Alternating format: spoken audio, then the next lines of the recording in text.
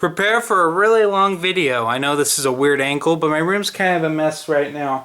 It's getting better, but it's still a huge mess. And where I sit generally is not big enough for this massive 3-week haul. We're going to call this the Nerds Galore haul. Because, man, I got everything. I got comics. I got hardcover novel, hardcover comics, trades. I got a magazine, back issues, Blu-ray, PlayStation 4 game. Let's begin with the PlayStation 4 game. I got a deluxe edition, Uncharted 4 Thief's End for the PS4. Well, it's a PS4 exclusive. That is the ugliest cover I've ever seen. Not really worth the deluxe edition. Kind of regret buying it. Should have gotten the regular. Saved me 20 bucks or so. Anyway, I haven't really gotten to play it too much because I haven't had time.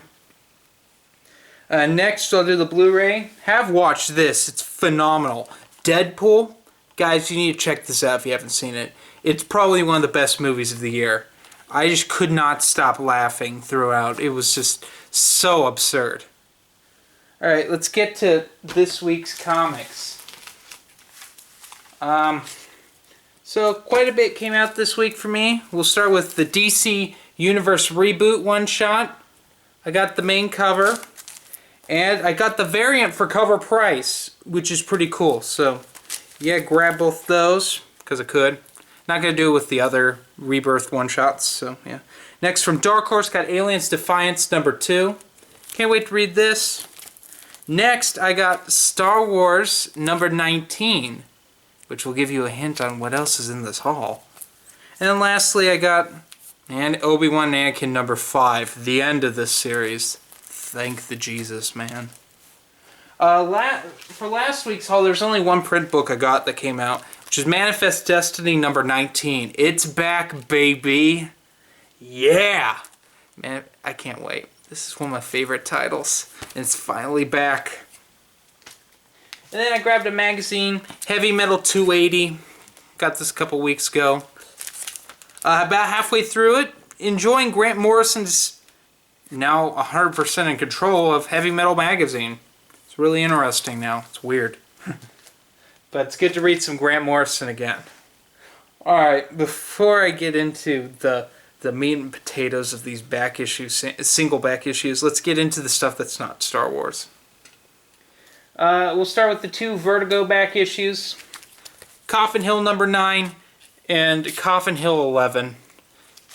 I think these were the last two in my layaway, so now I gotta search around for the rest of the back issues I'm missing. At least I think. The last bit of these back issues that aren't... Oh, actually I do have a Marvel one, but I'll save that for last.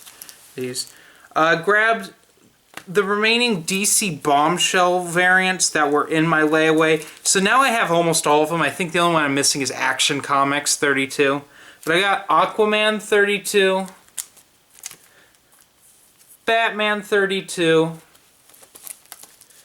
Catwoman 32, The Flash 32, Red Hood and the Outlaws 32, and lastly Superman 32. So I think I pretty much have all of this first run of Bombshell variants. I think they did a second one, but it wasn't as big. Now they have the Bombshell Elseworlds title that's digital first. Lastly, last thing that's not Star Wars single issue wise, finally picked up Amazing Spider-Man 700 out of my layaway. This is a first print, and it's been sitting in my layaway for so long I forgot I had it. And I was like, dude, I need to get this now. Because it's like pretty much the last one in my local shop. So I finally got me an Amazing Spider-Man 700. I paid $15 for it, which is a steal now because these now go for like $50 to $100. It's just way a lot of money now for this issue. But yeah, I have the end of the first volume, the good volume of Amazing Spider-Man, before I dance like I really trash. Alright, where do we begin from here?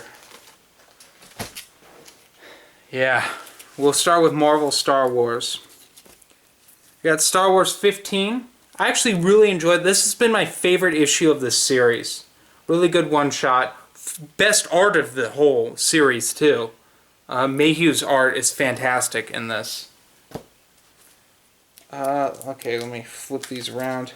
16. These covers suck, but I'm enjoying the story so far. I read this one, and I started reading number 17, but I was at work, so I couldn't finish it. 18, that kind of Dark Knight Returns homage, or sort of like Dark Victory as well. Weird. It's a better cover. I mean, that 17 looks like trash. So yeah, that means I'll be caught up on Star Wars. But also, that Darth Vader 16, I'm enjoying this story arc immensely. It's pretty fantastic. 17, 18, 19, and then the price jumped, of course. And I think this is the last arc of this series. There's talk of this series getting canceled. So yeah, number 20. So I'll be done with this, and next week issue 21 comes out. So that'll mean I'm caught up on the main two ongoing Star Wars series. Of course, there's Kanan, which I'll be working on next. Now let's get into the EU haul. I know, the Benedict Arnold I am. So we'll start with my Tales of the Jedi stuff.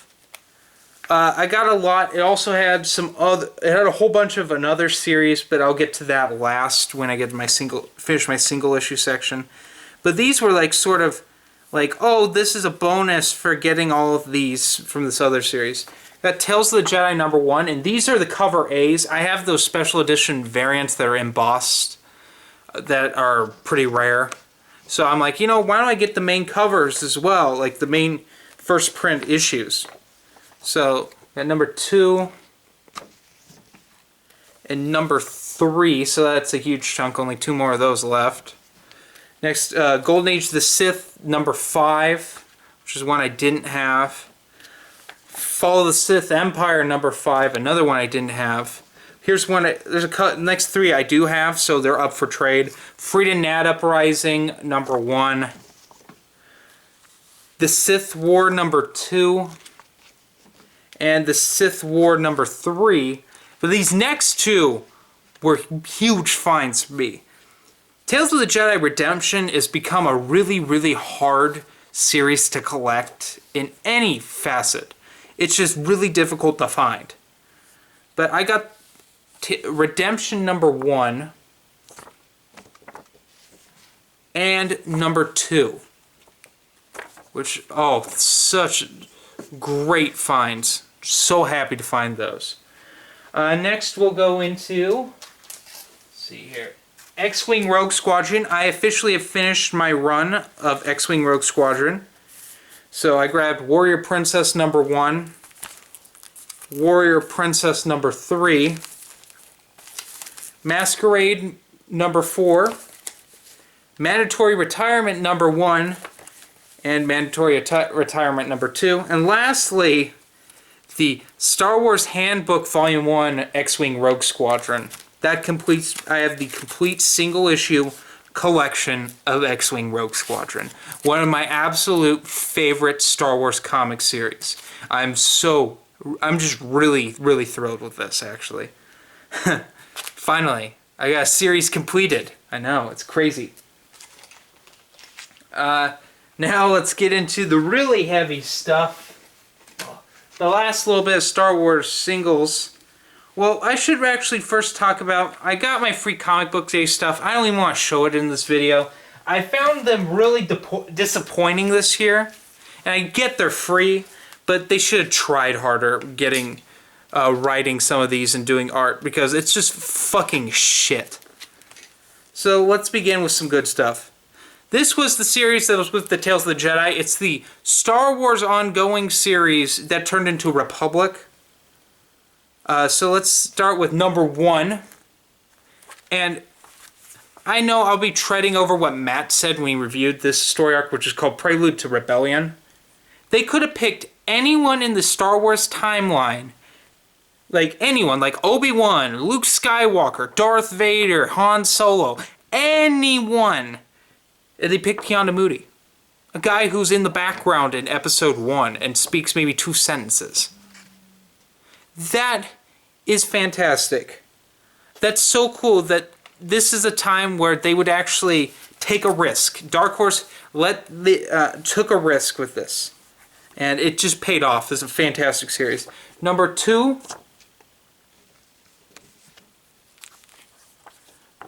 Number 3.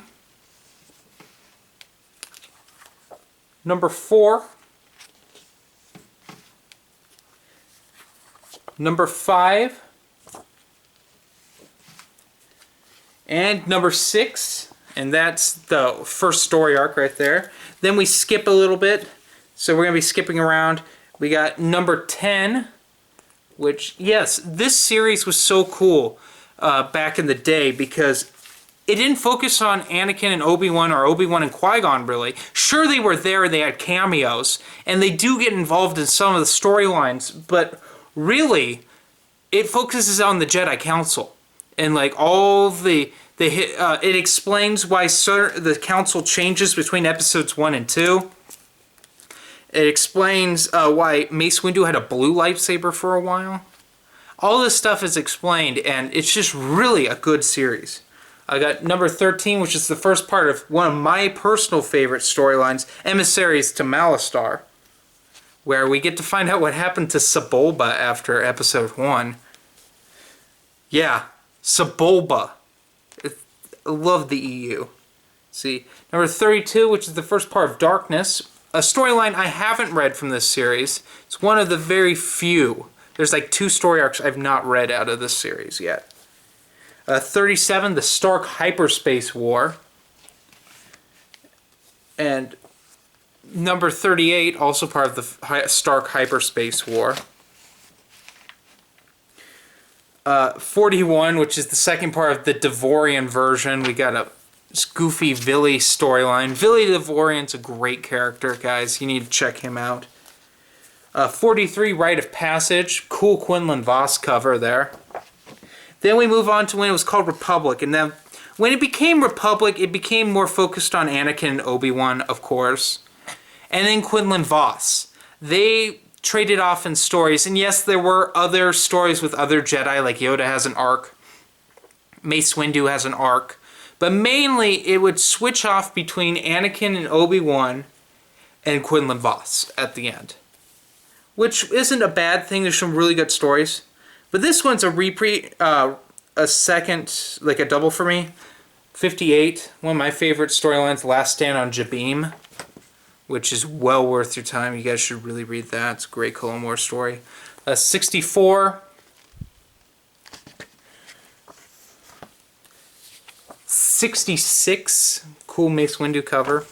67, a personal accomplishment for me. This was one of the first comics I bought with my own money, and I lost it a long time ago.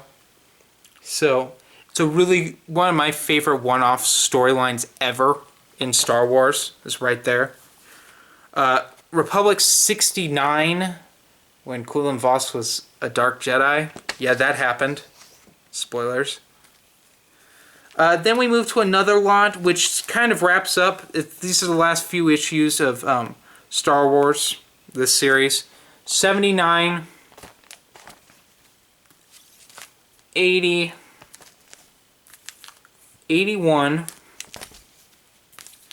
82, and the last issue, 83. So that's really cool. I have a good chunk of Star Wars / Star Wars Republic collected. It's something I'm really working on right now, finishing. But now we move on to trades. Allow me to grab these off the shelves here. I grabbed one DC and one Marvel. The DC book, they've just started reprinting this whole event. I picked up The Death of Superman, and they are reprinting the whole series. I'm going to be picking them all up. They make the Superman logo on the side with the binding, which is kind of cool. So yeah, picked that up for a reasonable price. And lastly, I found this out in the wild and I had to grab it. Deadpool Volume 3 X Marks the Spot. If you haven't read this, this is a really funny Deadpool story. Of course, it's Deadpool. They're almost always funny, but it's a really, really entertaining storyline. It has 2 stories in it, and they're both equally hilarious. Next, well, this came in the mail today, so I had to throw this in. Star Wars Bloodline by Claudia Gray. I'll be reading this soon and reviewing it for you guys. Claudia Gray is considered the best new canon writer. And I just started Lost Stars, and I'm not far enough in to have an opinion yet. But it's enjoyable. It's a young adult novel. And I'll be reviewing that, and then I'll be reviewing Star Wars New Republic Bloodline. Which I love how they've changed it from Journey to the Force Awakens, because they don't have to market for that anymore, to in the years before Star Wars The Force Awakens. So yeah, they're finally starting to flush out their New Republic era. I mean, they've officially released... Chuck Wendig's second book comes out in, what, a month and a half, I think? Which is Aftermath Life Debt. And then they've announced the 3rd title for the Aftermath trilogy, Aftermath Empire's End. You fucking shitting me, people. Chuck Wendig, do you realize that was already a Star Wars book? Yeah, Dark Empire 3 was called Empire's End. But you wouldn't care because I don't think you know how to read. Anyway, let's get to the big thing that happened. So this is something I've been waiting for a long time, and it finally happened. They reprinted everything. And, well, it's a behemoth. But I paid about half for it. This is the deluxe edition of the entire run of Marvel's Civil War in a box set. It is all hardcover. Right there. Yeah. That happened. I now own all of Civil War in hardcover. And I don't think this hasn't been really shown in people's halls. I think a few people have grabbed it, but not that I've seen. So I guess now I'm the envy of the YouTube comic community. Self-proclaimed, of course. And I'm going to set this down here. So anyway, guys, I hope you enjoyed my haul. I really did. This thing is a fucking behemoth. This is... Oh, what a great haul this for the last 3 weeks. I have a lot to read for Comic Book Throwdown, and I barely have started any of it. 2 thumbs up. Have a nice day, people.